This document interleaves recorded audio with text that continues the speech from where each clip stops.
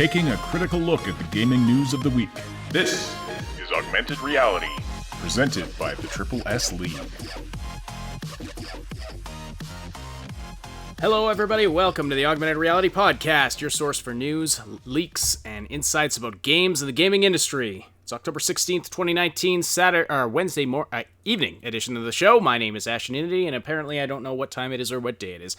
And I'm here as always with Cybcdian. How is it going, sir? It's going good. We are trying to fix these audio glitches that we keep having. Please bear with us. We apologize for having such terrible internet. So we should be hopefully having a handle on it tonight, or it should be improving, and then we're going to be experimenting over the next couple of days to really iron this out, because it's very annoying, and I do understand some people have been listening to the podcast with all those audio minor issues and are a little annoyed. So apologies. We are on the case as to what's going on. Yeah, I mean, you're sounding good, and then every now and then there's a little bit of robot-y sound. We don't know why it's happening. We have tried everything we can think of to try and fix it. So apologies for that, but I mean, everything's green. Everything is looks good on the streaming end. So we'll just carry on, but please let us know how the audio sounds tonight. And if you are listening live, please do say hello in the live chat. Send us your questions and comments there as well, and we will read and respond to as many as we can throughout the podcast. And don't forget to slam that like button. It likes it rough, and it tells us and YouTube that you appreciate this content. If you're listening after the fact on one of the audio-only platforms, we're glad you're here as well. And we appreciate the likes and the follows. It does take us a day or two to get the podcast up to the audio platforms. So if you want to get the latest info sooner, we encourage you to hit the link in the description to subscribe to the Triple S League YouTube channel, where in addition to the podcast, you'll find lots of other fun and informative gaming content there as well. Hello, James Fullerton, Gyrishard, 00 Point, Double Asterisks, Manny Calvera, Niv Ozzy, and everyone else who is watching live and talking in the live chat. Got a bit of a different setup today, because we are doing a live unboxing of the Cyberpunk Red Jumpstart Kit right here, live in studio. You can see it on your screen right now. And that is not a still image that you are looking at. That is a live feed from my webcam. You see, there's my hand right there. And here's my mouse. Oh my god, you're alive. I'm alive and in studio. Here is some unopened mail with my address on it. Here's a credit card I have laying around. So yeah, just to prove that I'm live and in the office. And we're here on the live feed. Hello, Overlord 580 as well. So yeah, we're going to be unboxing this in just a sec. I apologize if there's a little extra noise or some bumping around, because I've had to modify my setup for doing this live feed here. So anyway, but it should go all right. Later in the show, we've got some news to talk about. We've got some more news with Blizzard. We've got a whole bunch of and game announcements from Riot Games. Sorry, I was distracted by James Fullerton's comment that I am a squishy meatbag. I resent that. I am a cybernetically modified individual. In fact, here is my left foot. So there. All right. So why don't we just get right into the unboxing? So this was sent to us by the good folks at Art Helsorian Games. So thank you so much. I don't know if they're watching or listening. I told them that we are going to be doing this unboxing live tonight, so hopefully they'll watch it afterward if they're not watching live tonight. But thank you to Jay there, who has been our main contact, as well as Mike Pondsmith and everybody else who works there. So let me just pull my cybernetic detachment off my foot here, and let's see here. All right, I've got this bladed device that I'm going to use to bust this thing open. So it is still in its plastic. This is pristine, and I just want you to absorb how good this looks here. Sorry, that was my chair. Like, the webcam just does not do it justice. This thing just looks absolutely gorgeous. The box art is fantastic. Actually, let's take a look at the other side here. So here, a Jumpstart Kit. The fourth corporate war is over, and the big dogs have retreated to their corners to lick their wounds. That leaves everyone else to fend for themselves in a shattered world. And that's fine, because you've got the interface plugs in your wrists, metal in your limbs, and chips in your skull. etc., etc., etc. So I'm not going to read that whole thing, but if you want to freeze frame, you can read that. It's a little blurry. Sorry for the crappy webcam quality here, but anyway, so I'm going to start taking the plastic off here and do so without scratching the beauteous box of goodness. So this should actually help with, should have done this first, because the glare off the plastic is probably interfering with how good it looks on the camera. So, alright, so there you go. A fully unboxed Cyberpunk Red Jumpstart Kit. Hope you all enjoyed that. I think there's usually a little bit more to the unboxing. Oh, wait a second. Oh crap, there's stuff inside here. Alright, we're not done yet. Alright, so... Good, excellent. Alright, here we go. So, there's the contents. Now, we went through the contents in one of our videos already, but we're going to get to see them live and in person here. So, I'm going to look at these in a sec, but here are the books. Now, R. Talsorian Games put a ton of work into these, obviously, and they look just fantastic when you see them up close and in person. Again, you know, the webcam's not doing it justice, but you may have seen some snippets of this. There's our rocker boy, rocker girl character. Is it still a rocker boy if it's female? Anyway, there's our one of our characters here. We've got some shiny gloss pages and incredibly easy to read text. This looks fantastic. I know I'm kind of nerding out about how good the print looks, but I mean, the colors are vibrant, the pages are just glossy and gorgeous looking, so yeah, this looks fantastic. And yeah, if you're serious about Cyberpunk, I mean, this is going to be a good addition to your bookshelf. But it almost felt like there was like a stiffer page in here, but I could be mistaken. Alright. Oh, here's the, okay, here's some little cheat sheet things. Can't remember what they're actually called. That's the back. There's nothing on it. Alright, so, yeah, so that's the rule book. So that's the, you know, the meat and potatoes of the game. Here's the world book. So this contains all the lore. This says stop, so this is the part where, you know, if you... I just happened to flip to this, but everything on this side of the stop sign is stuff for the game master. So, you know, you don't want to look there if you don't want spoilers about how everything works, or what kind of adventure you're going to be going on. But the world... Yeah, Sib, you were going to say something? Yeah, plot points and stuff like that. Yeah, exactly. So, yeah, so the world book contains all the timelines, all the lore, and just tons of great information about the Cyberpunk world and what happened in the Cyberpunk world after Cyberpunk 2020, after the Fourth Corporate War, that kind of thing. So, I love this picture on the front. This looks so... I mean, this picture is like Cyberpunk incarnate. Looks so 80s. Really reminds me of Deus Ex for some odd reason. I don't know, just the dude with the pistol, but anyway. Looks fantastic. Okay, here's the cardboard standees. So if you're using... Oh, there's maps too. So there's a lot more in here than it looked like. Just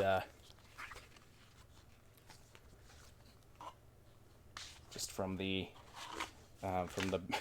when I first opened it up. But so these things, you get copies of these in the digital version, but if you get the physical version of the Jumpstart Kit, they come on these. It comes on like a thicker card stock, so they'll actually stand up. So you've got versions of all the characters. There's our rocker girl again, and you know, picture of her on both sides. And so you can use, there's like these plastic stands for them. I'll just open this up here.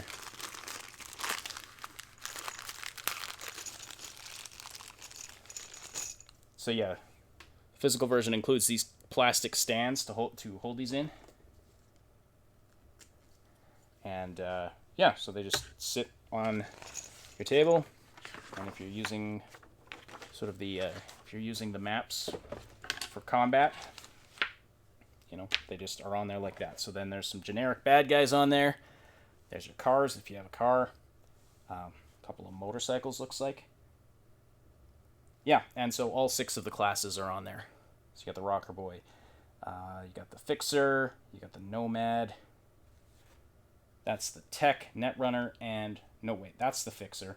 This is the Solo. Sorry. Anyway, all right, but here's one of the most interesting. Oh, actually, before I get to the dice, I just want to show the. Here's all the pre-gen sheets, one for each of the classes, and so you've got the stats and your, you know, it's your character sheet on the one side, and then all the details about the different classes on the other side. And the artwork of these, by the way, I never told Jay this, but I think the way they did, like, the art of these characters is just fantastic. So,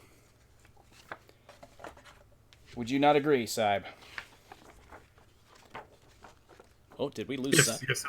No, I'm sorry. I do agree. I'm composing a tweet thing. You're composing a tweet in the middle of the podcast. He's a true for the podcast, but true dedicated professional. Yeah, absolutely. Here's another one. No, I like how big the map is. And I'm like, there's a lot of stuff to it, and this is just the Jumpstart Kit, so this isn't the full shebang. But it is something to get people interested, get them into it, and hopefully start playing more Cyberpunk tabletop with buddies and your friends before the actual Cyberpunk 2077 comes out, because it's 2077 will take you a couple months. You'll be able to replay it a number of times, more with mods and whatnot, and we're looking forward to. But it's really like it's really having the tabletop version bridge all the content between this game, the next game, the multiplayer, the DLCs, that kind of stuff. And if you're a tabletop gamer with friends, or you do a lot, this is something that is going to be really cool, and a good chance to like take a look at new stuff. So yeah, and yeah, that is an important thing to point out, that the Jumpstart Kit's not the full version of Cyberpunk Red. But it includes enough to get you started, and it's supposed to kind of be. They described it like getting the demo before getting the full version of the game. Although I think it's more in depth than that, because it's not like, okay, you can only play a certain like the first level, and then you can't move on past that. It's more in depth than that. I don't know that that's necessarily the best metaphor. Here's just a couple other of the map sheets. We got some indoor locations as well as a couple of outdoor locations as well. And I still have to learn how the combat in this game works. I just have no idea. All right, what you've all been waiting for, or at least James Fullerton has, the dice. Now this is one of the features that you get with the physical version of the Jumpstart Kit that, of course, you do not get with the digital version, for obvious reasons. But they have some custom designed dice, cyberpunk themed, just incredibly gorgeous dice for you to use while you're playing Cyberpunk Red. And I'll just try and show you as good as I can how that looks there. Sorry, it's a little blurry. This camera's doesn't seem to want to focus very well right now. Nope. Back it out from the camera. You're so yeah, okay, you can see it a little better there, but it's kind of small. I wish I could use trying to focus on the stuff on the table. So that's part of the problem.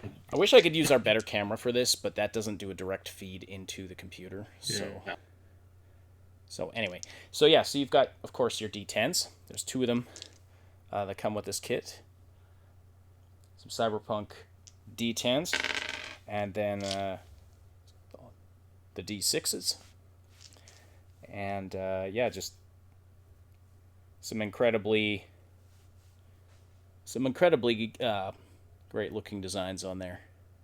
And what I'll try to do when I do the when I edit this for its own video, I'll take some better pictures of these and I'll edit them in so that you can see them better. Yeah, I didn't think it was possible to make like super sci-fi or cyberpunk dice. So that's kind of cool that they've done. Yeah, they worked with apparently a company that just really that's what they do is they make dice, if I'm recalling correctly. Just can't wait to get the ones with the hollow emitters inside of. Hollow emitters. Oh yeah, totally hollow emitters. Yeah. So. Because that's totally going to work. It's totally going to work. Yeah. So there you go. There's the contents of the physical version of the Jumpstart Kit. So, yeah, hope you enjoyed that.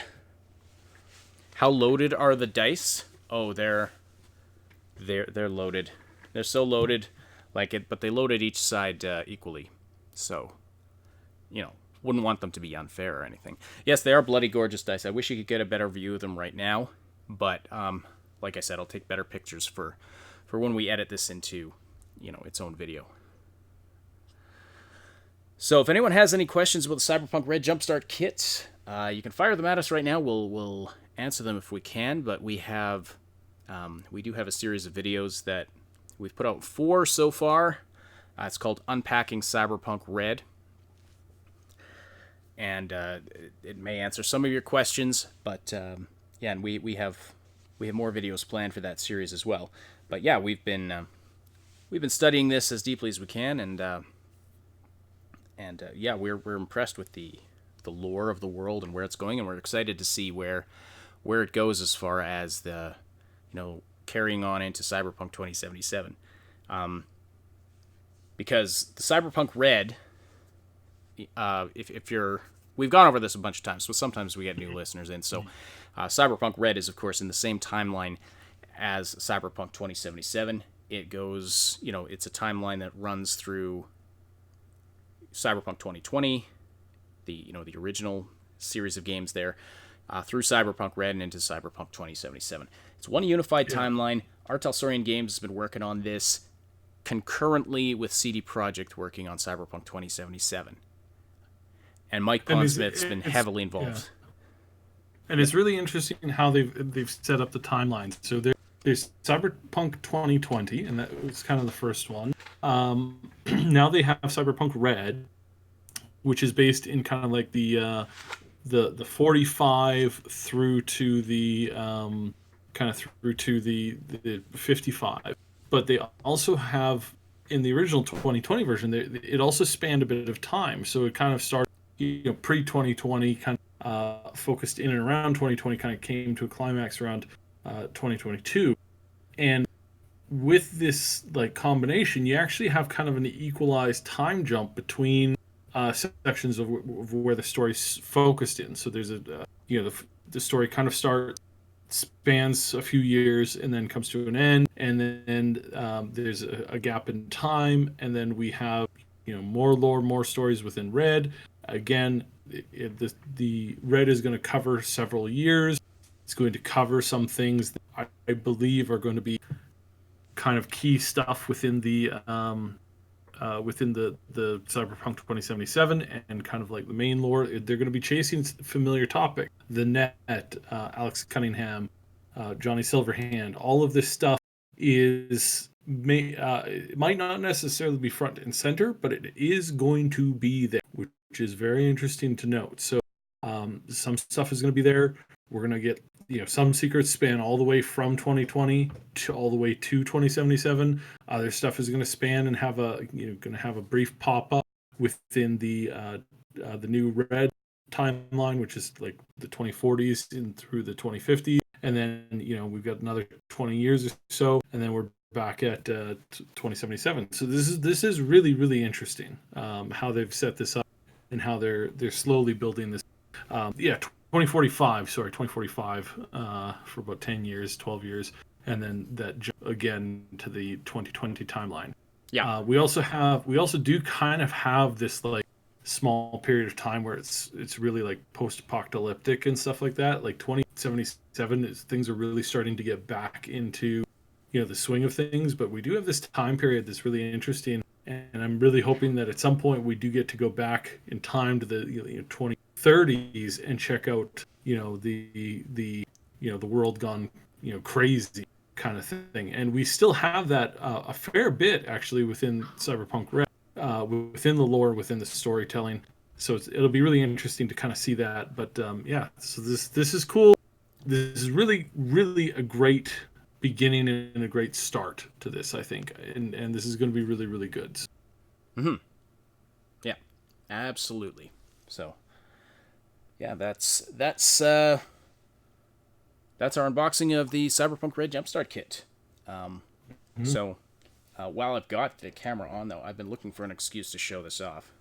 But what I have here is a one-of-a-kind ceramic mug with a Nintendo Mario theme on it. Painted for me by my wife like 5 or 6 years ago. And I just think it's gorgeous. So I've been looking for an excuse to show that off in a video. This seems like as good a one as any. So anyway, there you go. She really embraces my gamer side, so I have to appreciate that, especially after kind of being raised in an environment where video games were kind of frowned upon. So anyway, I rebelled and became a gaming YouTuber. But enough about that. So hope you enjoyed that. I know it's a little rough. I apologize for Cyb's audio issues as well. I don't know. We have been pulling our hair out trying to figure out why that's happening. It seems worse on the Wednesday show. I wonder do they throttle your internet like in the evening, Cyb, or something like? Well, I think just the internet in general is kind of slower during the peak hours. So, and this is really kind of peak hours around this time. At this time of the day, pretty much everybody's streaming shows, games, everything. So, if it doesn't improve, might have to change ISPs. Getting a little annoyed. Yep. My coffee is in another castle, says double asterisks. That would be horrible. I would go on a quest for coffee some mornings. I would fight.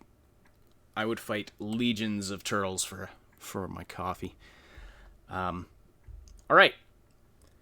So yeah, this is the Augmented Reality podcast. A bit of a different show today with the visual component, although that's all I'm just going to switch to the thumbnail now because that's basically all we're showing with the webcam right now.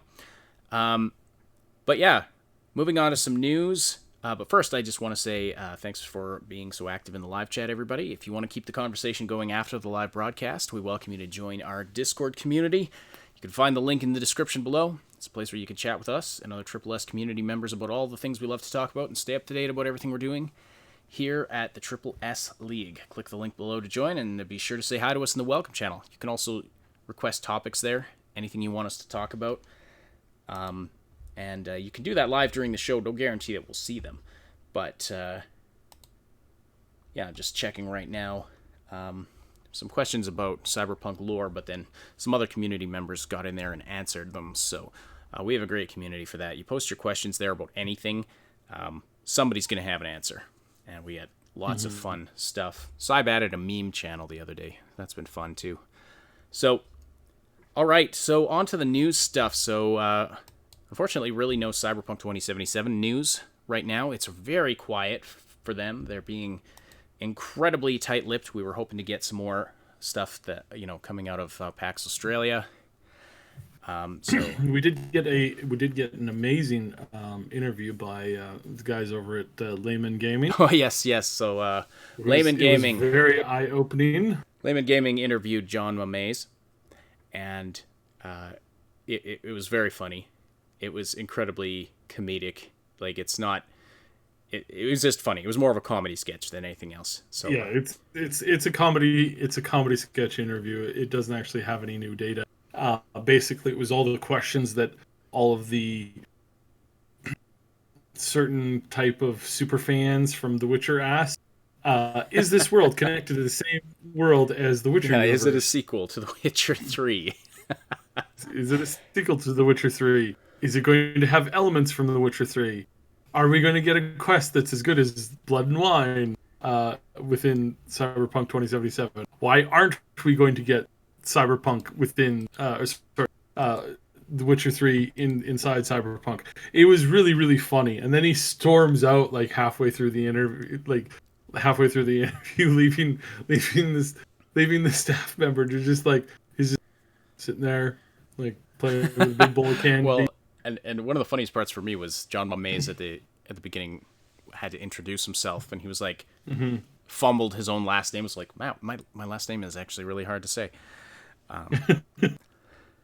It's like that shows this level of like openness that you don't have with a lot of other companies. It used to be that you could joke around with companies like this. It used to be that when you were at the show floor, you could like see somebody and make a joke and kind of get them to respond. And there's a lot of companies that just don't do that anymore, like at all. Like, I mean, I was at CTS. I spoke with, some of the core people from Interplay and Bethesda back in the day, and it was easy to make them laugh and to joke with them. I mean, we've been to a couple conferences lately where we see a big name game company studio, and we're like, hey, do you guys have a sense of humor? And the answer is an emphatic no. Talk to our lawyer, please. And get in line and be ready to speak with a soulless PR person if you want to get some questions answered. It's like, ooh, okay. That's cool. I mean, you're not expecting that from a company that's primary job is to entertain you. It's like, I think a lot of game companies have forgotten that their primary goal is to entertain the players. They're not there to, they're not there to, just make money for their corporate overlords. Although some companies seem to think that that's what being a company is all about. Corporate overlords, dictators. I mean, the lines get blurry with some companies, such as the one we're going to talk about right now. So Blizzard. Blizzard. I do before we get into that, I do want to talk just to answer James' question about Discord Elysium or Elysium or however you say that. Blah, blah. It is a very interesting game. I have been keeping my eye on it. We will probably get around to doing something on that sometime soon, but we haven't had the time to actually like get in and actually play it. So for the time being, we don't have an actual review or super comments to make on it, but it is a very interesting game, and I'm a little sad that it kind of flew under the radar in certain places, in certain circles, but we're definitely going to be trying to get our hands on that and get into that a little bit more as soon as we can. Okay. All right, sounds good. Yeah. All right, so there is some more Blizzard news this week. If you've been following this podcast or pretty much any gaming news or commentary channel recently, I'm sure you're familiar with what's going on with Blizzard right now. So we won't refresh all the details, but basically some stuff has happened that has flown under the radar a little bit, but of course the watchful eyes of the internet are always ready to make things public, and so that's sort of what's been happening. But one of the things that happened is Blizzard canceled an event. They were supposed to do an Overwatch launch event for the Nintendo Switch at a Nintendo store, I believe in New York.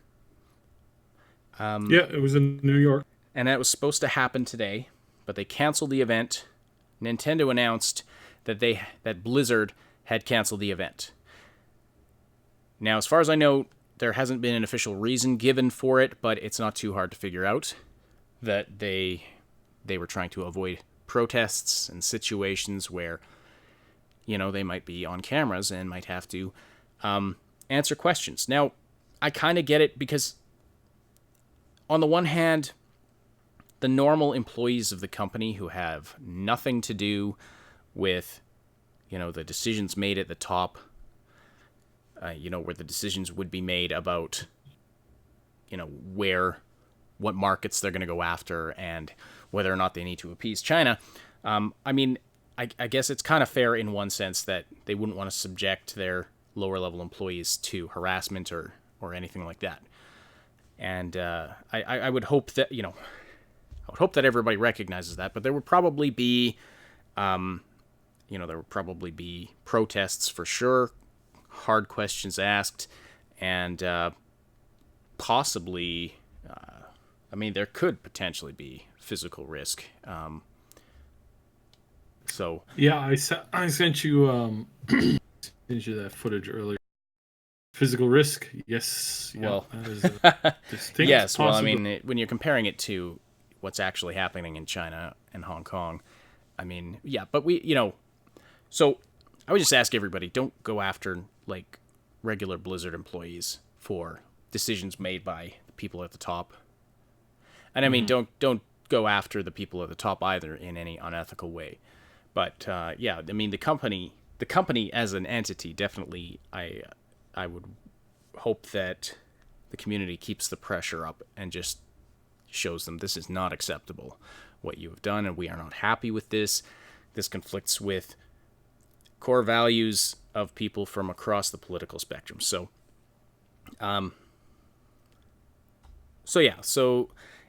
I kind of see why they would cancel this event, but at the same time, it's really telling that they seem to want to squelch any inquiry into this issue, and it looks like they're just praying it, hoping that it goes away, and they're just going to hide in their hole until it blows over, and that they're hoping it just kind of fizzles out, hopefully before BlizzCon. Anyway, that's the impression I'm getting. Would you agree with that, Saib? Like, do you think? Yeah. Is that they're just they're trying to just wait it out? Yeah, they really have been, and that it really is their primary goal, is to just wait this stuff out, is to just keep delaying, keep avoiding. Eventually it'll die down. Eventually people forget that you sold out all of your morals for a corporate overlord who's not even your overlord. They have China has a 5% stake in Blizzard. And it's not that's causing them to do all this stuff. It's the fact that they're willing to throw that all away just so that they can sell more products in China. Yeah, they want that. They want that huge mobile gaming market that's there. And James Fullerton just brought up our next point. Actually, yes, you're absolutely right. They did ban the American college team. Yeah, I was about to talk about that here. So they banned them. They gave them the same 6-month ban, and again, no official word on this. Just a copy of an email that was sent to the players, stating it's like, hey, you're in violation, blah blah blah. Same thing, sort of, for the most part. Yeah. It was 1B, I think, the rules. Participants, they may not take any action or perform any gesture directed at another participant, admin, or other party to incite others to do the same, which is abusive, insulting, mocking, or disruptive. And I guess the best that they could tag this with is that it was sort of disruptive. That's about it, right? And I think the thing that really Blizzard needs to understand, and I think the thing that enrages a lot of people about this whole issue, is that it's about why Blizzard is banning these people, why they banned Blitzchung, and why now they have banned the American team, which was, people were pointing to that as evidence of hypocrisy for Blizzard, that they would ban Blitzchung but not these two or three students at American University who are on the Hearthstone team, and they held up a sign in support of Blitzchung and Hong Kong freedom. Blizzard didn't ban them initially, but now a week later, they have apparently been banned, given that 6-month ban. Mm-hmm. Jay Gray's in the chat. Says great unboxing, YouTube. Well, thank you so much, Jay. Really appreciate it. Thanks for sending us the Jumpstart Kit. Really appreciate that. So anyway, So Blizzard did wind up banning the American team, and I think what people are upset about is why Blizzard is doing this. I mean, if they just had a a rule of no political messages across the board, and they enforced that evenly, and with an even hand, and they enforced it dispassionately, no matter what message you put out, that they would, they implement those consequences on you. That would be one thing. But when it seems to be applied disproportionately, and I think that we can all think of messages that Blitzchung or these other guys could have said that Blizzard would have either celebrated or just ignored, right? But, but this message about China, flies in the face of that. That one they crack down on, and then they actually release a statement in China that affirms that, they're protecting the honor and dignity of the country. It's clear that what their motivations are there, and also that they're lying when they then put out a statement in America that just says, we're just enforcing our rules to keep order. But then they say something completely different in their Chinese message. So yeah, Blizzard, people are upset that you're lying. People are upset that you are being hypocritical, that you're selectively enforcing your rules. These are the reasons people are upset at Blizzard, and justifiably so. Not to mention the fact that, all the stuff that's actually going on with China and Hong Kong, for sure. So, all right. Anything more to say about that? Yeah, again, this is a shame because Blizzard has been having a kind of classic WoW has really hit off really, really well. And then Diablo 4 is expected this year. Overwatch, the PvE mode, is expected this year. They have a lot of content that is expected to come out this year, and it's supposedly, one of their best years yet. So it's kind of sad, and it's kind of, again, depressing that this is the road that they've chosen to go down this road. Like the minute that they allowed their Chinese office to put out that post about how this was absolutely unacceptable, and that they would defend that they would defend their glorious country. It's like okay, well, if I were in your shoes, I would have like, again, it's not the best position to be in, right? we kind of get that.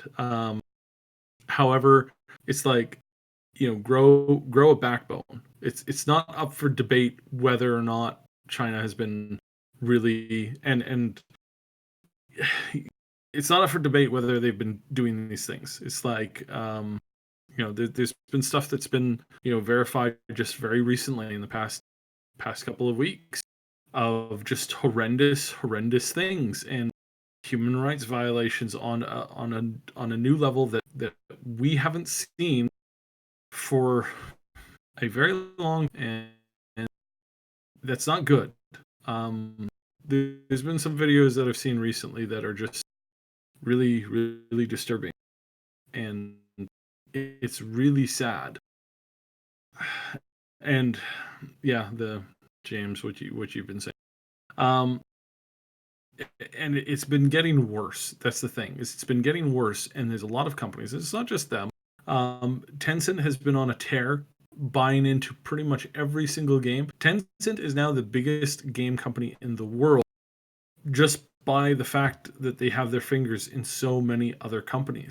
Whether this gives them outright control or not. For Blizzard, it seems to give them a lot of pressure. For Epic, apparently, Tim Sweeney has a bit of a spine when it comes to free speech. So that's cool. That's something that I didn't actually expect from him. And then there's other companies that like Riot, again, who we're going to talk about here right away. It's like, they have a whole lineup of games, but they are 100% owned by Tencent. Everybody at that studio could be replaced tomorrow, just by the fact that Tencent doesn't like what they're saying. So are they really free to speak their mind? Are they really free in that sense? Are they free to even want to say anything as far as the defense of freedom in general? It's really disturbing time that I said on Twitter the other day, it's like I really, really am disturbed that I have to add to my list of like, my approval to buy games in the future is like, does this company actively support a dictatorship that is murdering its own citizens? Yes or no? It's like the fact that I even have to do that is disturbing, and the fact that, again, this is supposed to be a fun thing. This isn't, we in a perfect world we wouldn't have to talk about any of this. We just get on about the latest games and the latest info and the latest cool new things that are happening in the industry. There's lots of really cool things that we can look forward to, but this is not something that I can be silent on. It's like, on Saturday I talked briefly about it. Like, I do have a lot of connections to this problem. I do have a lot of friends in the industry that are affected by this. I have a friend, one of my best friends in the industry, is currently exiled from his country because if he goes back to his country, he gets executed because he happened to make a game that they didn't like. And this is where the real problems are, and it's not small stuff. Like, we would be working on our third version of that game right now if it weren't for the fact that he had to run. He had to leave everything behind, and he had to go into self-imposed exile and stay kind of more or less on the lam. Stuff like that's not cool, and it's not, and it's going to get worse, and we see it. It's even impacting us. Now, we started talking about, the minute we started talking about Hong Kong, it's been harder to get views up on some of our content on the channel. And we're not the only ones who are noticing this. Lots and lots of people have noticed this. It's like, the minute that they started talking China, Google seems to say, "Oh, your stuff is now not going to be suggested or reminded," and all the little games that they play. It's like, great, you're not willing to work on a national defense program with the states, but you're willing to actively aid in the help of a country who's trying to bury their human rights atrocities. Like, oh Lord, it's tough to take a stand sometimes, but you have to. And James, you're absolutely right. You absolutely have to. You have to say, no, this is enough. We're not asking for, we're not spouting a particular type of ideology or governmental, reforms or we're not saying a particular tax break for such and such people. We're not saying any of that stuff. We try to stay away from that kind of stuff. The only real position that we take is no to censorship and no to, people shutting down freedom of speech. It's like, freedom of speech, not all speech is great, but it's kind of one of those things where you have to take it in whole, because if you don't, you get this happening, and somebody ultimately gets to censor you or to tell you what you can or cannot say. And it's like, sure, you can say, you can or cannot say this for particular, scenarios or audiences, and that's fine, right? That's why we have a rating system. But when you say, oh no, you have to say this, or you can't say this, or you'll end up going to jail, that's where it's like, oh wow, that's messed up. That's really, really messed up, and that's really scary, because there's only one way that ends, and it's not pretty for anybody. It's not pretty for anybody, and it does end only in one way. I don't know if you've noticed, but there's not very many 500-year plus dictatorships hanging around. I don't even think there's any 100-year plus dictatorships hanging around. There's a couple that get up there every once in a while, but it's like ultimately they break, and when they break, it's not good. It's nasty and bloody, and then seems to be that eventually people forget about that and turn around and dive right back into it a few generations later. It's mad. Anyways, I don't want to get into that. It's digressing too far. Yeah. Well, I mean, but yes, we are thankful for you guys that are sticking with us. We're thankful for everybody who's been keeping the story alive, hot, talking about it, tweeting about it. I see the retweets when I post something that's really good. We see the likes, we see the shares on our videos. That stuff means a lot because that's the only thing that goes against the shadow banning. So we really appreciate it when you guys hit the like button, when you leave comments both in the chat and then if you pop in after the video goes live and it's posted, and you pop in an extra comment down in the comment section after the videos, like after we're not live and it goes up for rebroadcast. It's like those things are all really, really, really important. And it's really, really helpful. We don't like having to say, hey, please, please, please hit that like button, because if you don't, the stuff isn't going to be, put out there. We don't like having to say that, but you literally have to if you want to have your content go anywhere in the current stage and in the current way that this is set up. And I don't like that, but that's the game you have to play for now. So we'll play it for now.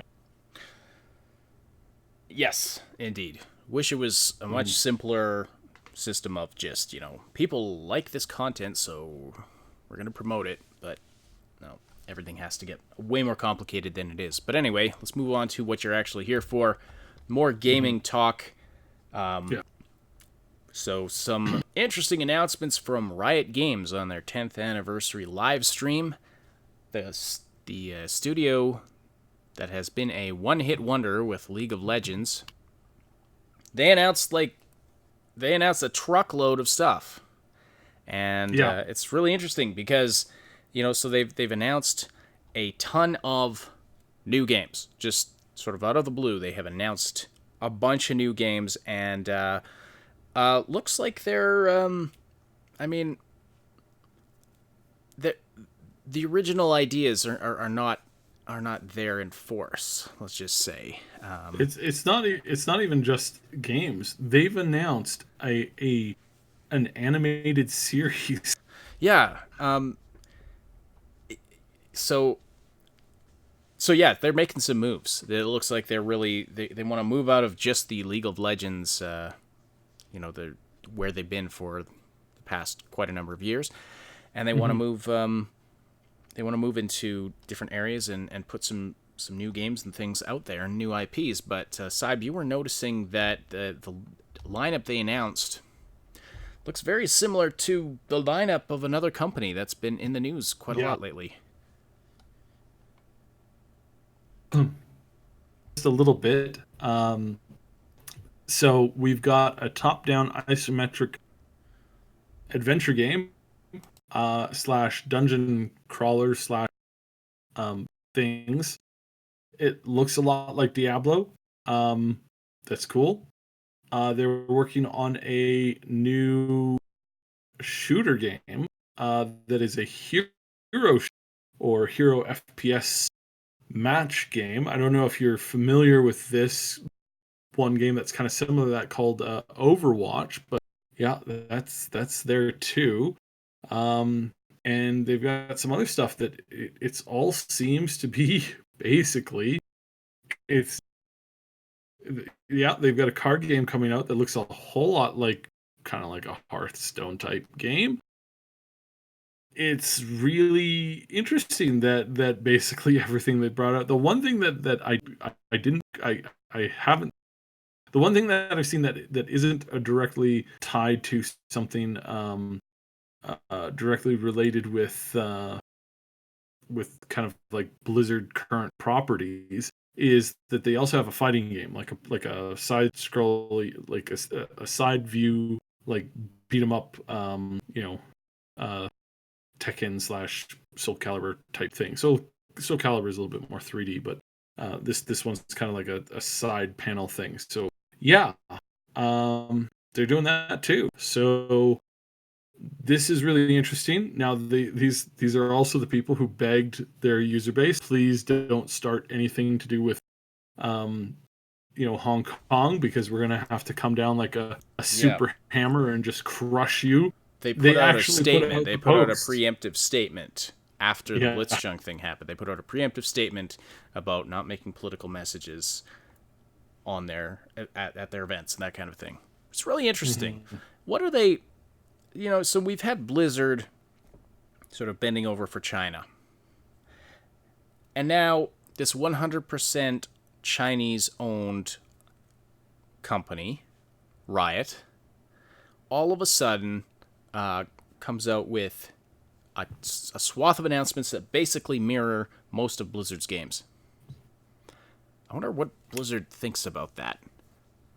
Yeah, it's like I said, it's very curious to kind of see what's been happening here. Now, obviously, they versifying it, and they haven't announced of they made it clear that they're working on lots of cool stuff, and it's like, wow, that's cool and all. I don't like Tencent. I straight up, I really, really dislike Tencent. I think everything they touch is tainted in some way, and I'm not super stoked to get into it. But it is interesting to point this out. It is very interesting news today that they came out with this. Only if came out with the whole one last hey, don't mention anything about Hong Kong or else. It's like okay, well, that's I mean, that's it, cool it, and all. it makes perfect sense because, like you said, they are completely owned by Tencent, and they don't want to stir any stuff. They see what's happened with Blizzard. Plus, we didn't know at the time, but they knew they were going to be announcing all of this new stuff. So that looks like they were trying to get out ahead of it. But anyway, yeah, it's very, very interesting situation. Very interesting situation with. I also have to say that it's really interesting that there's money. This one animated video that they have, the animated series that they have coming up. It's just really, really interesting that there's just certain things that are really, really tied in with Chinese culture, like the money, for example. The money in this is what the Chinese used to use, which is a coin that's got like a hole in the middle of it. It's just interesting that there's so much that they're doing that ties to it, and I mean, I wouldn't say they're pandering excessively. That's probably not a thing, but again, it's like, well, maybe they can make a maybe they can use their voice for something good. So, all right, I don't. Maybe I'm overthinking it. I'm not sure, but it is kind of noticeable. So. All right, and I think that unless you have any more key points, that we're gonna wrap it up there. I know it's been a shorter than average show, but with the audio problems, and I'm getting some warning messages on my end about low stream output.